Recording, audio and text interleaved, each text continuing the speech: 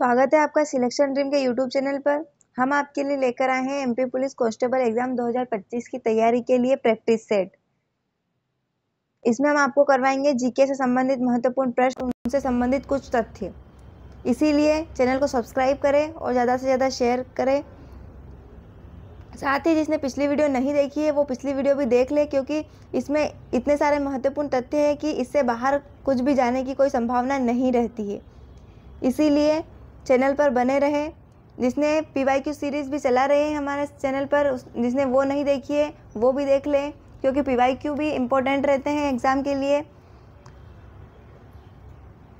आइए देखते हैं हम हमारा पहला प्रश्न शुरू करते हैं। त्रिपिटक ग्रंथ का संबंध किस धर्म से है?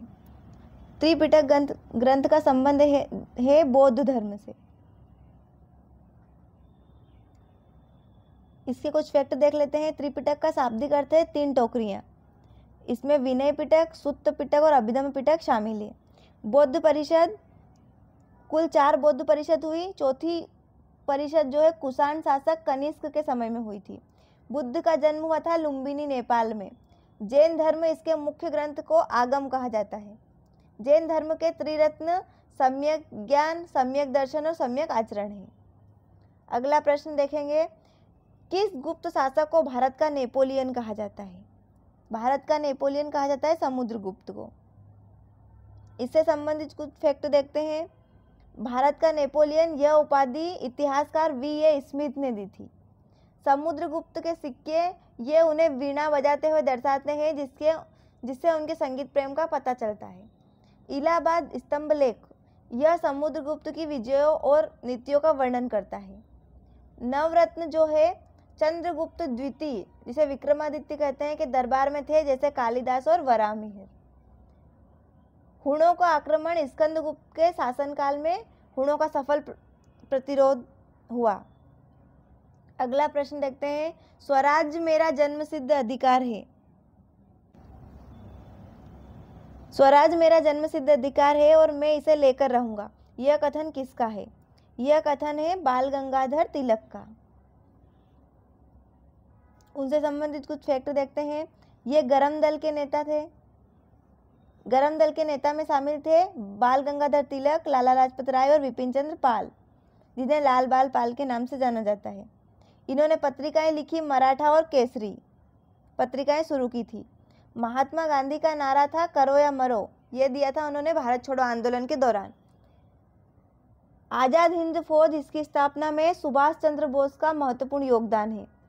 भारतीय अशांति का जनक किन्हें कहा जाता है? यह कहा जाता है बाल गंगाधर तिलक को, और यह उपाधि दी थी वैलेंटाइन सिरोल ने।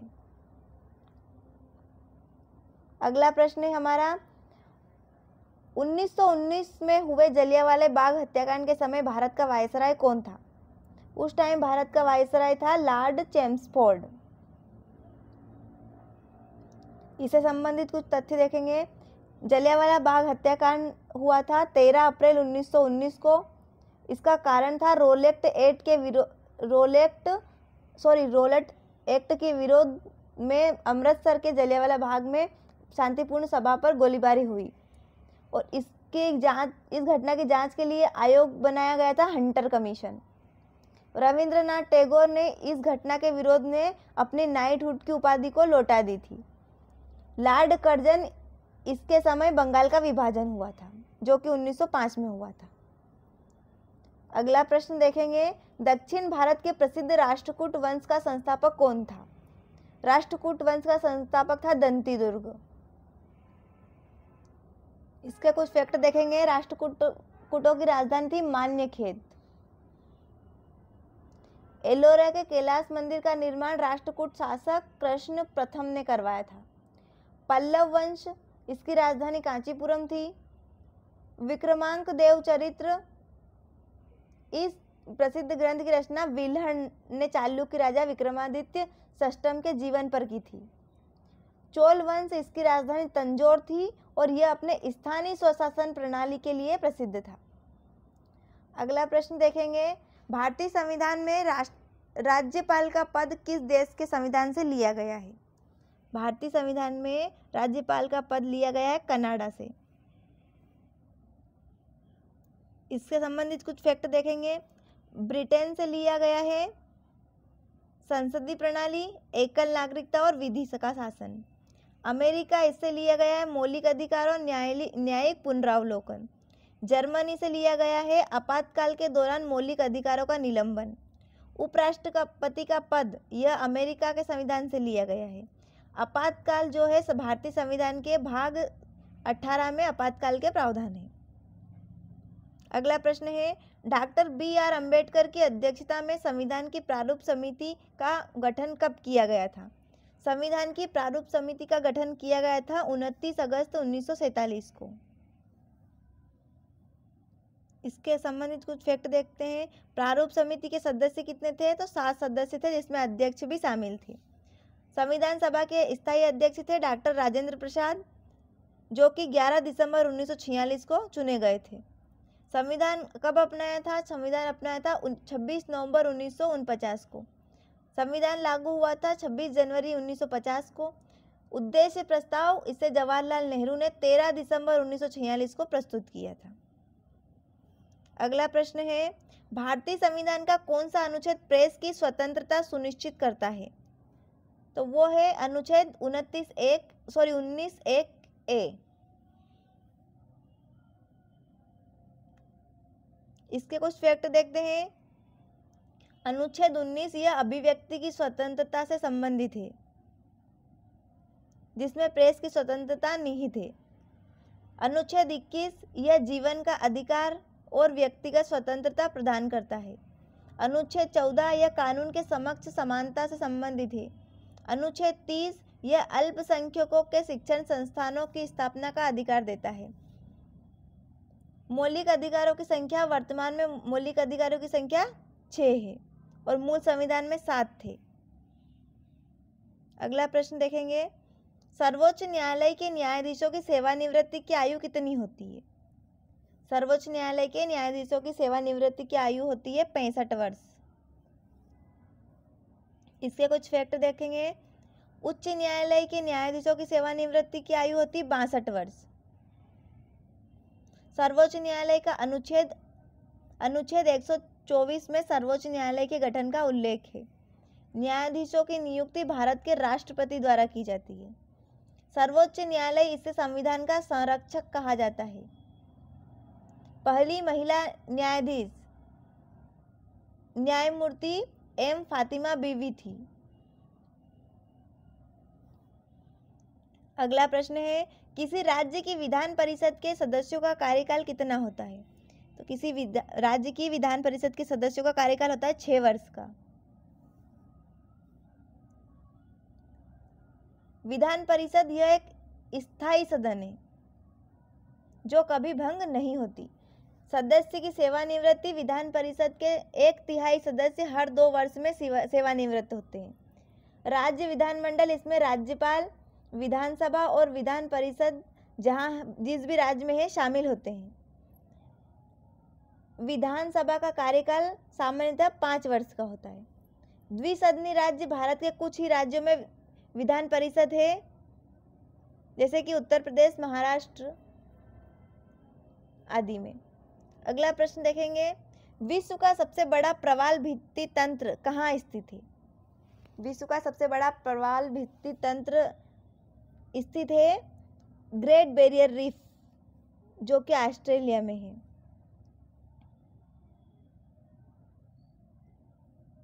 इसके फैक्ट देख लेते हैं। प्रवाल भित्ति जो है यह समुद्री जीवों के कंकालों से बनी होती है। ग्रेट बैरियर रीफ यह विश्व की सबसे बड़ी जीवित संरचना है। लाल सागर, इसका रंग लाल शैवाल के कारण लाल दिखता है। प्रवाल विरंजक, यह मुख्य रूप से समुद्री जल के तापमान में वृद्धि के कारण होते हैं। भारत में प्रवाल भित्ति यह मुख्य रूप से अंडमान और निकोबार, लक्षद्वीप, मन्नार की खाड़ी, कच्छ की खाड़ी में पाई जाती है। अगला प्रश्न देख लेते हैं, भारत के किस द्वीप का उद्गम ज्वालामुखी से हुआ है? तो इसका आंसर होगा बैरन द्वीप।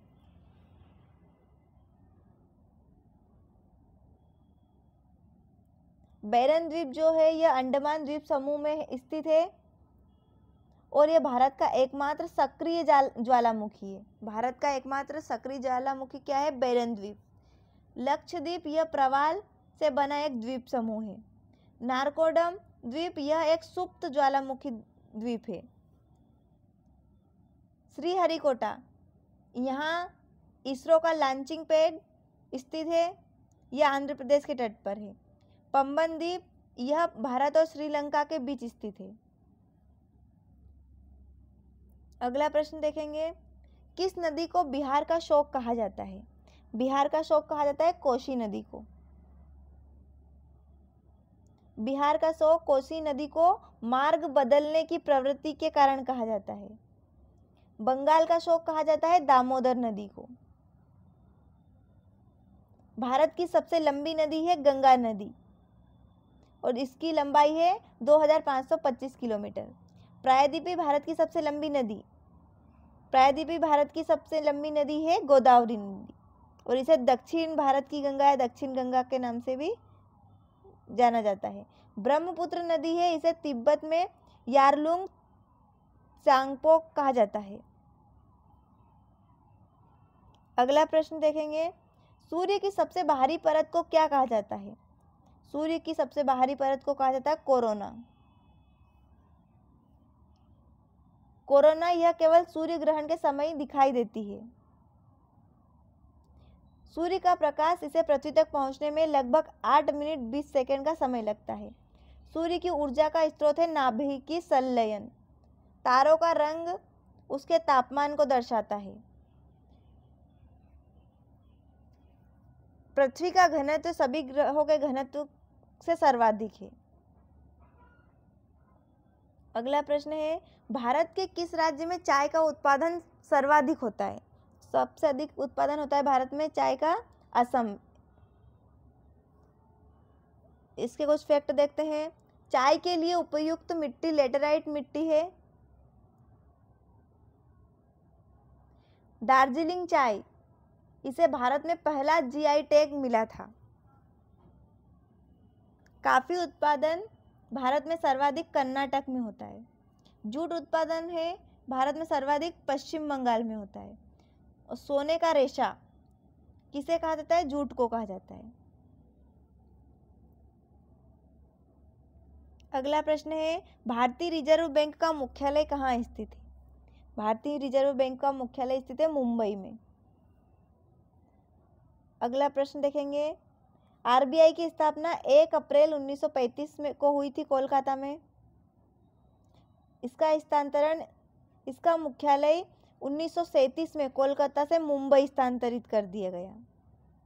आरबीआई के गवर्नर, अगला फैक्ट देखते हैं, वित्तीय वर्ष आरबीआई का वित्तीय वर्ष 1 जुलाई से 30 जून तक होता है। अगला प्रश्न है, फैक्ट देखते हैं, नोटों का निर्गमन।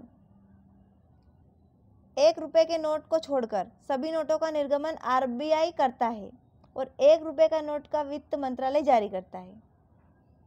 1 रुपए का नोट को कौन जारी करता है? वित्त मंत्रालय। अगला प्रश्न है, अवमूल्यन का मुख्य उद्देश्य क्या है?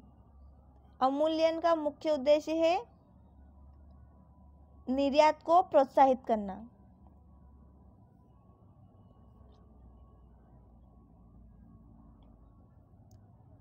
इसके कुछ फैक्ट देखते हैं। अवमूल्यन का अर्थ है यह सरकार द्वारा जानबूझकर अपनी मुद्रा के मूल्य को कम करना है।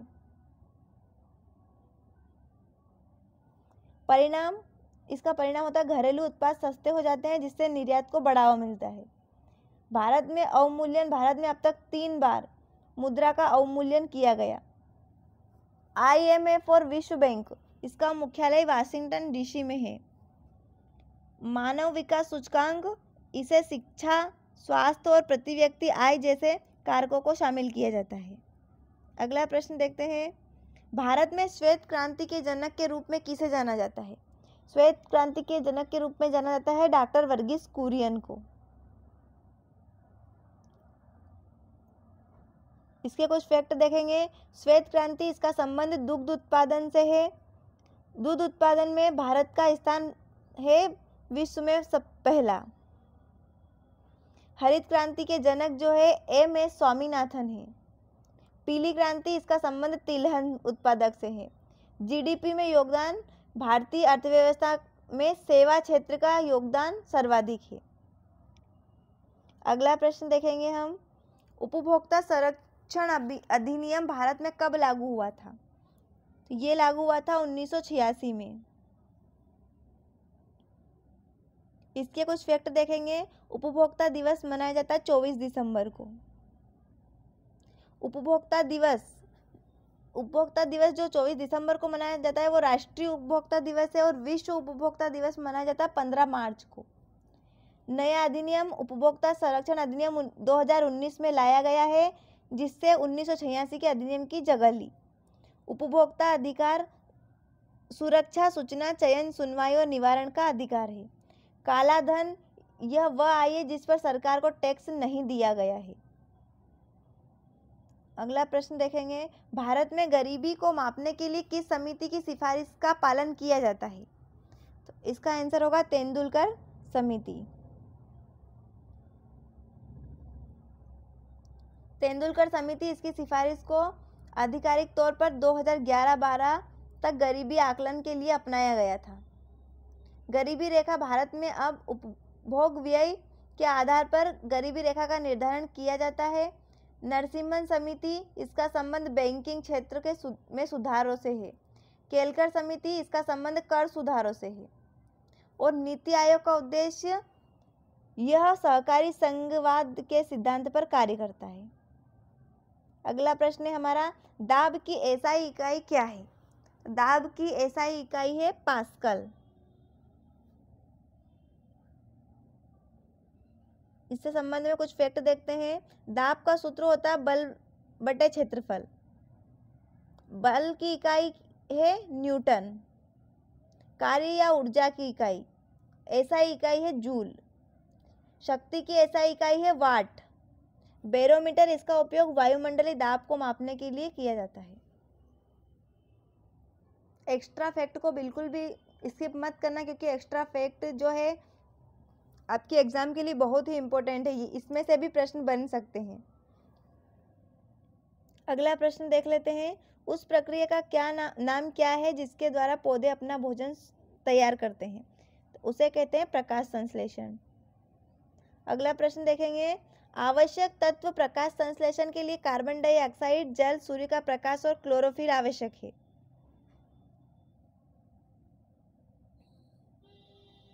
उत्पाद, इस प्रक्रिया का मुख्य उत्पाद होता है ग्लूकोज और ऑक्सीजन। क्लोरोफिल में मैग्नीशियम तत्व पाया जाता है। पौधों में परिवहन होता है जाइलम, जल का परिवहन करता है, और फ्लोएम जो है भोजन का परिवहन करता है।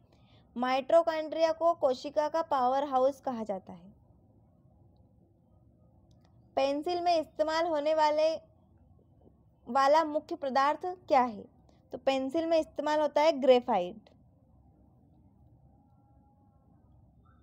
ग्रेफाइट जो है कार्बन का एक अपरूप है, अपरूप। विद्युत का सुचालक होता है ग्रेफाइट।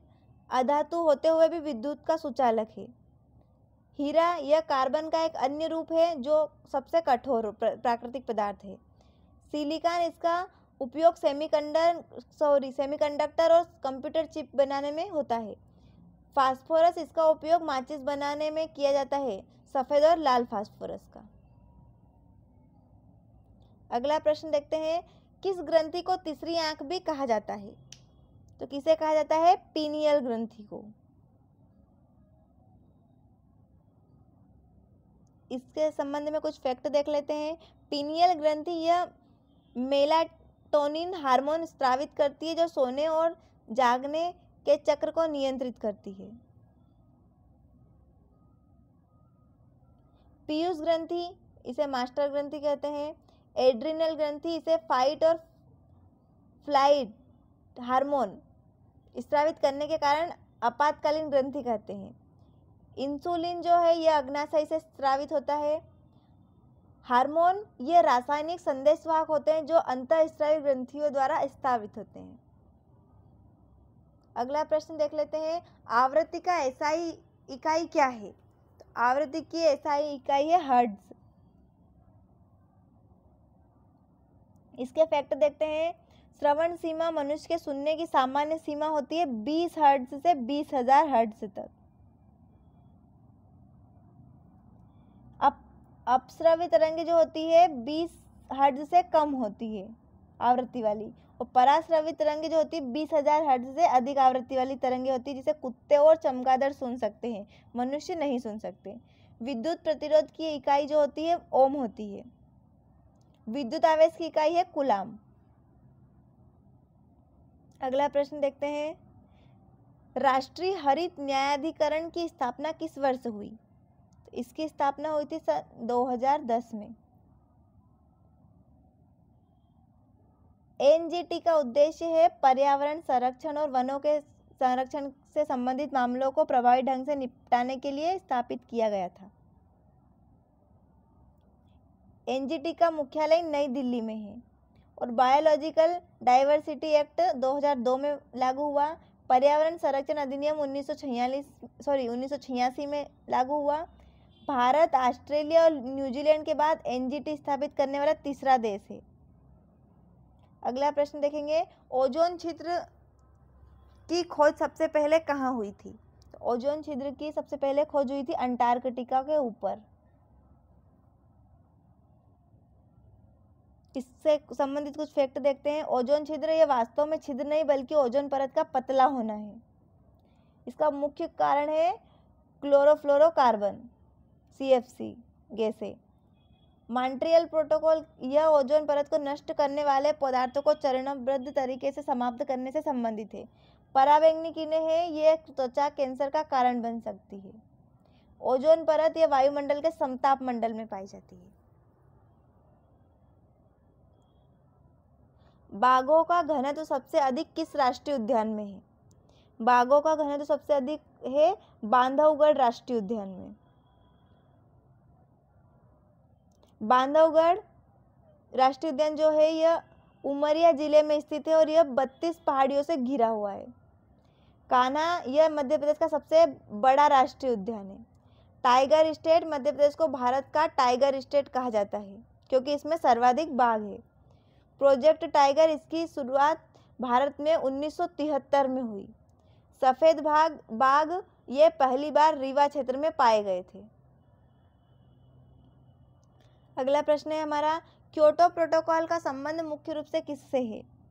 तो क्योटो प्रोटोकॉल का संबंध है ग्रीन हाउस गैसों का उत्सर्जन कम करना।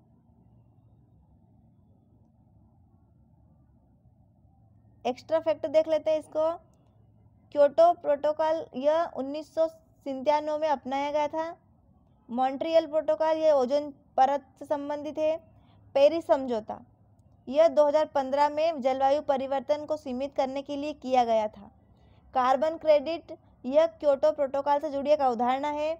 प्रमुख ग्रीन हाउस गैस है carbon dioxide, methane, nitrous oxide. अगला प्रश्न देख लेते हैं, भारत में मैंग्रोव वनस्पति मुख्य रूप से कहाँ पाई जाती है? तो भारत में मैंग्रोव वनस्पति जो पाई जाती है सुंदरवन डेल्टा में पाई जाती है